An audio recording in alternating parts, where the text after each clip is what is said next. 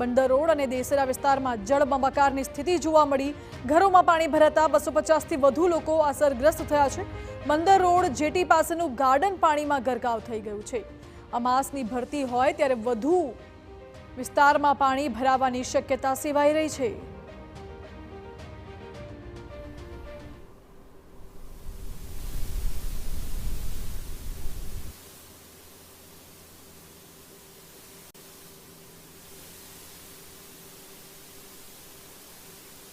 અત્યારની સ્થિતિ એવી છે કે ત્યાંથી આપણા જે લો લાઇન એરિયા છે ત્યાંથી 150 લોકોને આપણે સ્થળાંતર કરાવવાયું છે।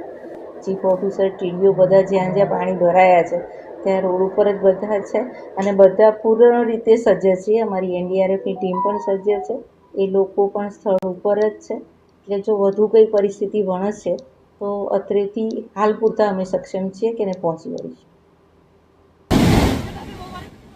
નવસારીમાં વનારસી